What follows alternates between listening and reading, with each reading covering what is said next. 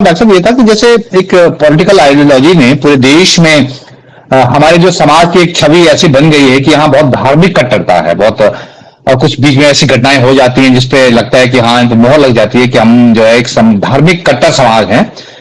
आप तो डॉक्टर साहब इतिहास आपका सब्जेक्ट रहा है, क्या हमारा समाज मूल रूप से ऐसा रहा है डॉक्टर साहब? हाँ बिल्कुल मनो, ये कतई बहुत महत्वपूर्ण सवाल है आज के संदर्भ में। हमारा जो उत्तराखंडी समाज है, उस उत्तराखंडी समाज में इस तरह की बातें आज से पहले कभी नहीं आई।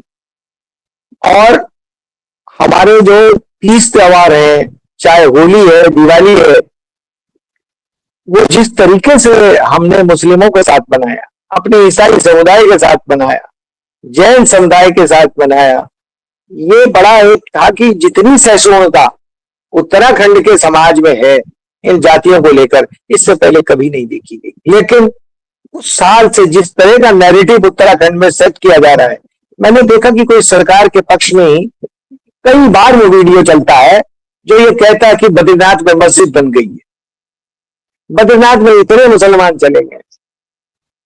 इस तरह का जो नैरेटिव बनाया जा रहा है, आपको पता होगा कि एक बार अभी कुछ ही साल पहले की बात है, पुरौला की घटना हुई कि एक मुस्लिम लड़के ने उस युवती को बैला, वो बाद में जांच करने में आया कि वो लड़की तो है ही मेरे घर पे है।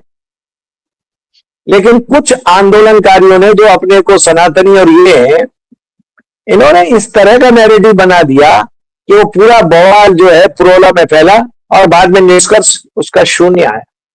श्रीनगर गढ़वाल में भी इसी तरह का नैरेटिव पैदा किया जा रहा है कि अल्पसंख्यक दूसरा जो समुदाय है उससे उसकी दुकानों से सब्जी नहीं खरीदेंगे, नवरात्रि का सामान नहीं खरीदेंगे।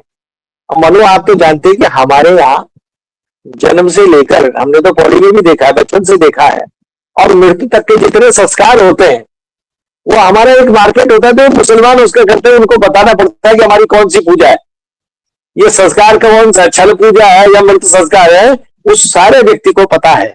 तो हमारी जो अर्थव्यवस्था भी थी वो इस तरह की थी। जिस बद्रीनाथ के मंदिर के बारे में, उसकी पूजा के बारे में आज तो बोलना भी बड़ा मुश्किल है कि वो जो बदरुद्दीन, वो बदरुद्दीन जैसा कोई व्यक्ति नहीं था, नंदप्रयाग का अलबख्श आदमी है जो बद्रीनाथ की सीढ़ियों पर फूल बेचता है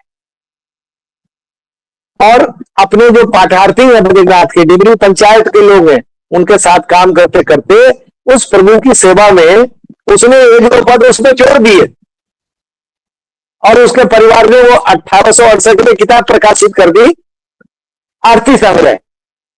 लेकिन आज उसको लेकर भी बवाल बजा हुआ है कि कैसे कह सकते हैं अलबख्श का है, मुस्लिम की वो प्रार्थना है।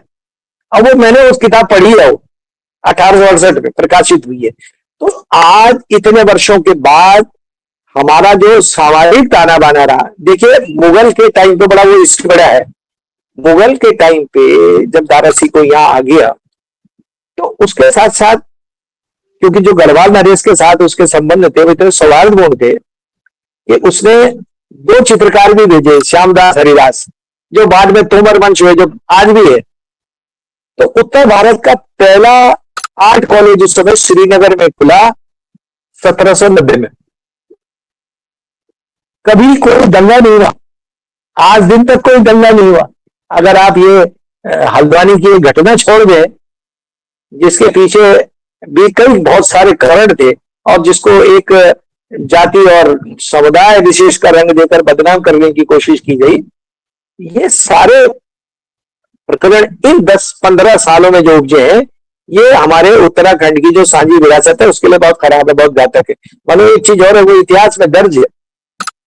गढ़वाल नरेश के जो अपने राजदूत थे प्रिया नैथानी, चूंकि उसको फारसी सब आते थे, वो रिकॉर्डेड है किताबों में, ऐसा नहीं है कि कपोल कल्पित या कहीं सुनी। तो 1668 के आसपास औरंगजेब की बहन रोशन आरा की शादी होती है दिल्ली में, तो गढ़वाल नरेश प्रिया नैथानी को दिल्ली भेजते हैं, बहुत आदर सम्मान होता है।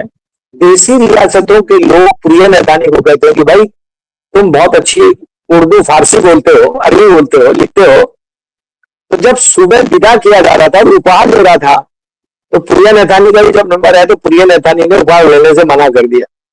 तो औरंगजेब ने उससे पूछा कि भाई सारे लोगों ने तो उपहार लिया, आप क्यों मना कर रहे हैं? तो प्रिया नैथानी ने कहा, महाराज मैं आपकी इस छवि को देख के बड़ा अभिभूत हूं। बाहर तो आपको प्रचारित किया जा रहा है कि हिंदू विरोधी अगर कोई देश में है, सबसे ज्यादा जो मंदिर तोड़े गए वो आपके शासनकाल में तोड़े गए।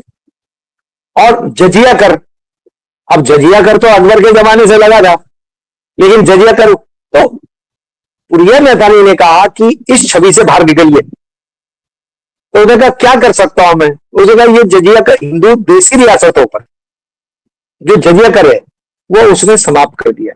एक और बड़ा महत्वपूर्ण था कि देवलगढ़ के मंदिर के लिए, देवलगढ़ के मंदिर के बारे में प्रिया नैथानी ने कहा कि वो भी आपके उसी दौर में टूटा, जबकि वो मंदिर टूटा था गोरखाओं के टाइम पे ज्यादा, लेकिन उसके पुनर्निर्माण के लिए भी औरंगजेब ने धन दिया। लेकिन हम एक ऐसा नैरेटिव बना दे रहे हैं कि उत्तराखंड में ये बहुत गलत बात है कि किसी भी आंदोलन को या किसी भी व्यक्ति को जो सरकार के विरोध में बोल रहा हो, सरकार की नीतियों के विरोध में बोले, उसको आप या तो देशद्रोही ठहरा देंगे या उसको आप हिंदू विरोधी ठहरा देंगे। ये बहुत गलत ट्रेंड पकड़ गया है, इसको रोका जाना बहुत जरूरी है। तो एक नैरेटिव फैलाया जा रहा है और जन आंदोलनों की मौत जो है ऐसे नैरेटिव्स के जरिए की जा रही है। आप देख 10-12 साल में आप देख रहे हैं कि बहुत सारे आंदोलन ऐसे ही बदनाम किए गए हैं और उनको एक तरह से मतलब असमय मौत भी हुई है कई आंदोलनों की। तो एक बहुत खतरनाक है, खासकर हमारे पहाड़ी समाज के लिए, हमारे उत्तराखंड के समाज के लिए, जो कि पारंपरिक तौर पर उदार और सहिष्णु समाज रहा है। प्रकृति के बीच रहने वाले लोग रहे हैं और उस तरह प्रकृति ने जो उदारता हमें दी है, जो सहिष्णुता हमें दी है, वो हम उस तरह के समाज बिल्ड हुए थे। लेकिन अब चीजें बदल गई हैं।